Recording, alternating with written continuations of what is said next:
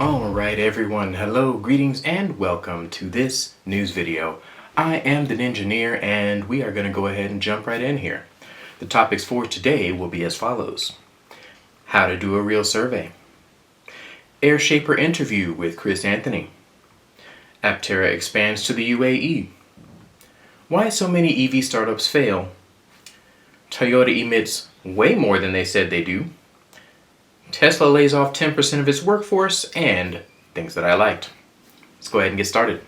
Alright, so the poll that we covered last week really left a bad taste in my mouth because it was so poorly done.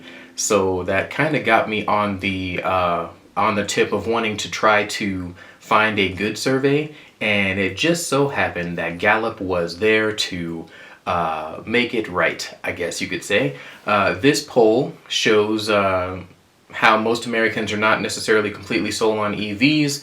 What I like about this survey is it does so much to break down the numbers, and the article goes into a lot of detail to explain how they got their numbers.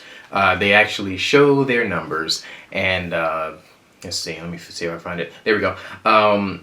They break it down by demographics, by political affiliation, by age, by gender. Like, they do a really, really good job of breaking down income and all that kind of stuff as well, to make this as comprehensive a poll on the state of the people's thoughts on electric vehicles as possible. This should be kind of a gold standard situation for different types of surveys going forward.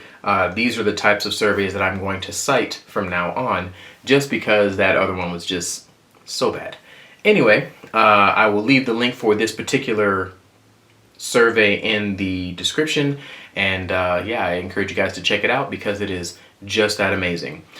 They also have a link to the source data somewhere in this article.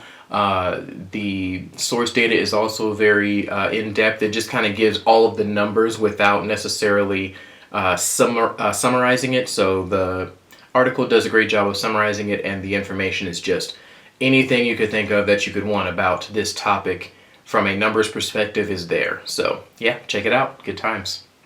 So this Airshaper channel did...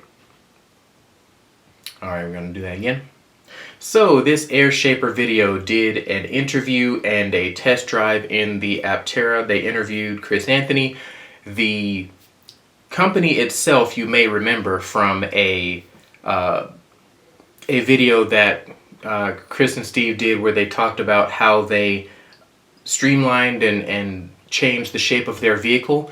The software that they use was from this company, Airshaper. So the CEO of Airshaper came down to interview them and talk to the interesting things that he liked about the Aptera and what have you. Long story short, it's a good interview, it's a good test drive, and the company itself, Airshaper, I'm going to look more into at a later time because they seem like a very cool and interesting company for computational fluid dynamics and things of that nature.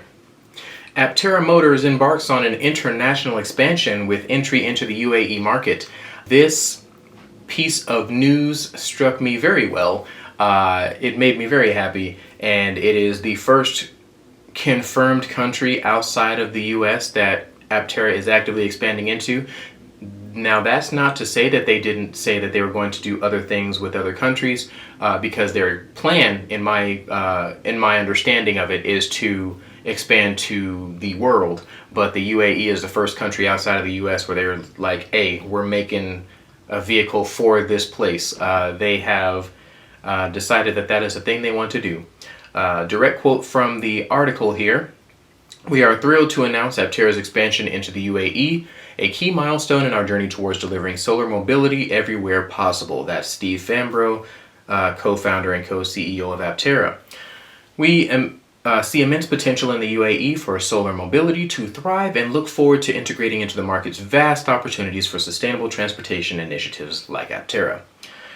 Yeah, good times, man.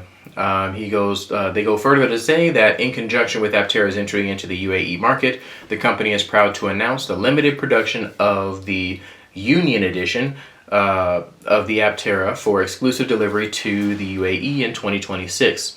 These exclusive units will feature a stunning gold exterior colorway, advanced solar chill technology for pre-cooling the cabin, butterfly doors, commemorative markings celebrating the anniversary of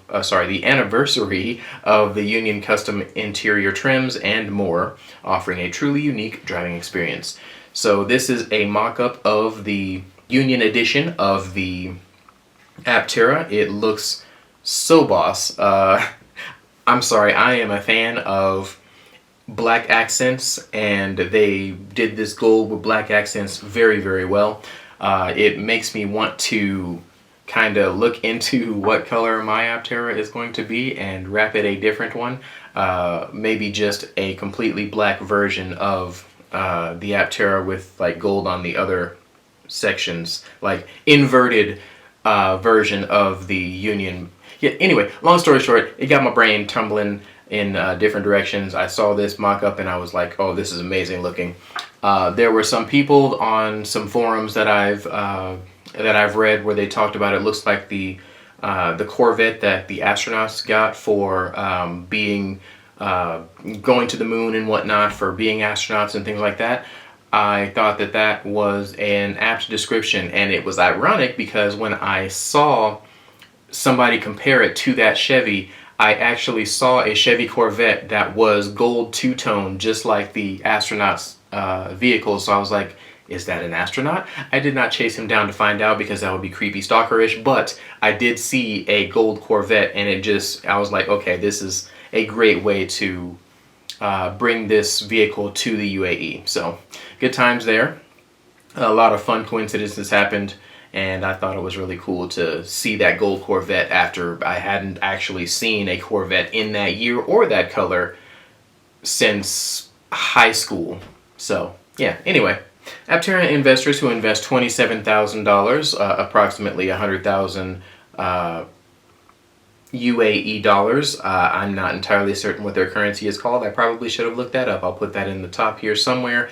Anyway, or more on or after April 19th, 2024 to ensure one of the 53 exclusive Union Edition Aptera vehicles reservation slots. So they're giving away 53 at 27,000 US dollars. The money does not go towards the actual purchase price. It goes towards investing in Aptera. This investment opportunity not only grants access to a rare and innovative vehicle, but also supports Aptera's mission to transform transportation and reduce emissions globally. The rest of this article basically just talks about Aptera, the company, and the fact that they are going to DriftX, which is an event that is... Oh, it looks like it's going on now. Let me double check. Oh, no, it's going on tomorrow up until Friday. And I'm going to be tuning in as much as possible to that event. So I'll probably be making videos as it happens. We'll see if I can do a live stream or something. I want to do something for the DriftX thing because it looks like it's going to be a really fun event. So CNBC does it again with another interesting thought piece about why so many EV companies fail. This focused more on startups and things of that nature, so that's where I'm going to focus for this video. They talk about the main pieces of the puzzle that brought these companies down. Most of it has to do with running out of money, to be quite frank. This video actually inspired me to make a video about why the larger automotive companies, the legacy automotive and that kind of thing, are kind of floundering when it comes to being able to produce an electric vehicle. I've talked a little bit about this kind of stuff, but I'm going to go more in detail and kind of try and give some facts and numbers so that there will be less of a opinion side of things and more of a this is what it actually is based on the data kind of thing. I'm trying to be more succinct with my videos and data, and hopefully this will be the first step in that direction.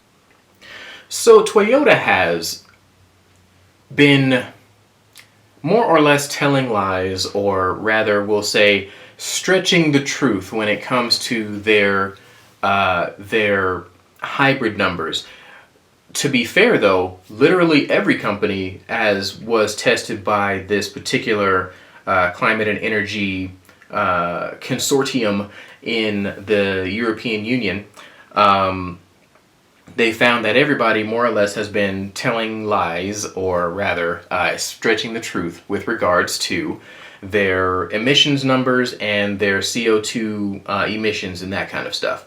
So for internal combustion engines, you notice that the WLTP is different than the real world by very slight margins. So you see 5.85 average WLTP, and then you got the real world of 7.4. The numbers aren't that different in totality when it comes to internal combustion vehicles and that kind of thing.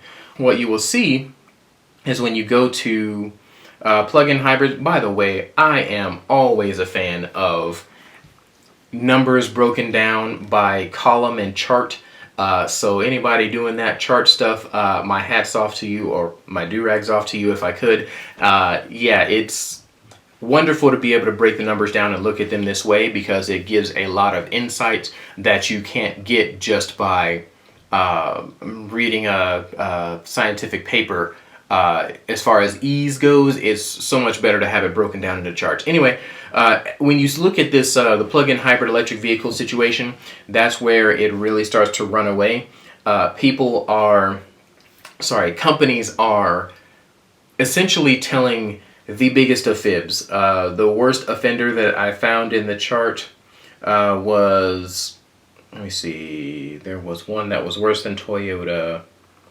Suzuki. Suzuki was the worst offender. They claimed that their fuel consumption and carbon emissions were way lower than what they are. Let me flip over to that. In fact, you can go by fuel consumption, by CO2 emissions. We're going to go by CO2 emissions. You notice that Toyota is claiming a WLTP of 22 grams per kilometer, but they're actually putting out 93 grams per kilometer. The trend is the same for any company that you see here on this chart. All of them are egregiously lying when it comes to what they claim, or what the WLTP claims is the real numbers, and what the actual numbers actually are. I don't know if I am surprised at all, because once Dieselgate thing happened, I was like, oh, okay, so they're probably all lying in various degrees. And this is just the proof in the pudding, I suppose, for this scenario being the truth. What they did here was they took thousands of random vehicles and tested them for CO2 emissions, and they compared their real-world testing with the WLTP numbers, and there you have it. This is what came of that study. Many manufacturers, in fact, all manufacturers are stretching the truth when it comes to their numbers, and the proof is right here. This will be in the description, as are all of the links for the things that I talk about today. So yeah, I encourage you to check it out. It is very telling. All right, the San Antonio Express News put out this article. There were several articles on this particular topic. Tesla basically put its workforce down by about 10%. They laid off 10% of their workforce. This is a fairly common practice, unfortunately, when it comes to larger companies, to streamline their finances and make sure that their workers are motivated, or whatever the buzzword is now. This is just kind of par of the course. Once you've left a big growth period in your company and you're trying to make sure that the downturn doesn't put you in the negative, you tend to fire some people. So Tesla is no different, and they have fired about 10% of their workforce. So it kind of breaks down the numbers here. Tesla employed 22,700 workers at its facility near Austin International Airport. Essentially, 10% of these guys got cut which is why the headline 2,700 Austin employees were fired, because that represents approximately 10%. They are cutting 10% across all of their factories, and so that's just the numbers broken down here. But yeah, really sad for the guys that get cut. I hope that they land on their feet, and yeah, I hope you guys get where you're going. Hope you make it to a different job. Hope you guys don't have to struggle too bad. My heart goes out to you, because I have been laid off before. Not a fun endeavor. All right, it is now time for things that I like. Right on the heels of the Tesla story of them laying off 10% of workers, right on the heels of them announcing that they are laying off 10% of their workforce, CNBC, almost on cue, put out this video about a commercial. Oh my gosh. Okay, put out this video about why a $100,000 salary can't buy the American dream. It is more or less a breakdown of how salaries have degraded while, well, not degraded, rather, salaries have not kept up with inflation or the prices of anything. And it is kind of alarming how big the difference is in what people make and what it takes to actually obtain the American dream. A house, a car, putting your kids through college, having a hefty retirement plan at the end of your working life. Yeah, all of that stuff, regardless of what state you're in, is really close to $100,000 to obtain all of that stuff and stay solvent. Yeah, it is even harder if you have accumulated debts from college and things like that. Long story short, $100,000 is like now the baseline. It should be the bottom of where pay should be for an American to obtain the American dream. The video was very insightful, very interesting, very eye-opening for a lot of the things that I've been seeing in my own life with respect to pay and how it is forcing me to rethink how I spend money and things like that. It's very interesting, a very interesting video, and I recommend it very highly. So no matter what, every time that Marquez puts something out, I consider him the GOAT. He is the best YouTuber, period, on the platform, in my opinion.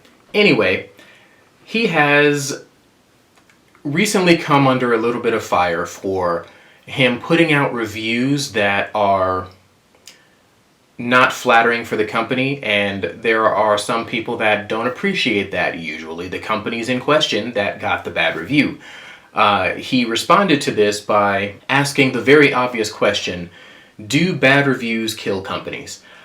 His overall thought process was that no, they do not, and I agree wholeheartedly with that opinion. If your product is good, then the reviews, no matter how many bad ones you get, well, not no matter how many, but so long as it's not a concerted effort to take you out, you're gonna be successful. People like good products. People are smart enough to understand what a good product is, and they will buy it. So a bad review maybe would give somebody pause. Like whenever I look for a product to buy myself, I tend to go for the products that have good reviews, and I look at bad reviews on purpose to see what problems I could have after I've already decided to buy a product. Yeah, if anything, my experience with bad reviews are literally to temper my expectations a little bit, because everybody who is favorable to a company will give it a positive review, a glowing review, in fact, so much so that it kind of puts rose-colored glasses on for when you actually get the product.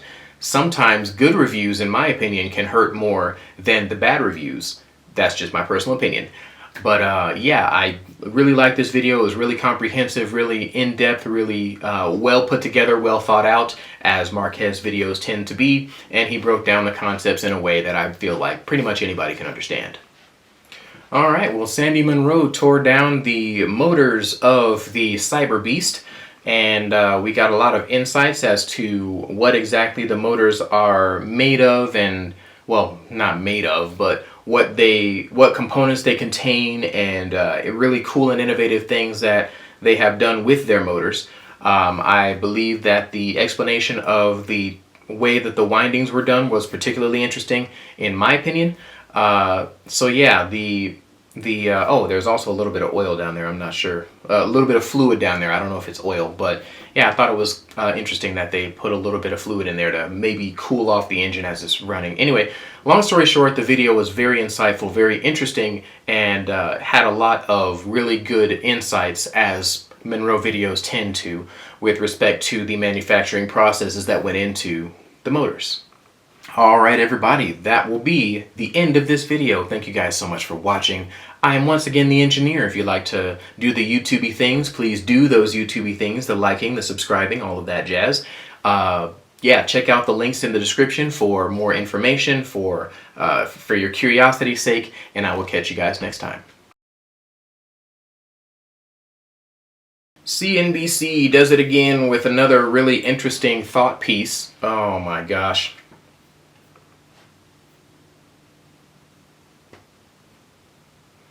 Oh, commercials. You make me so sad. So sad inside.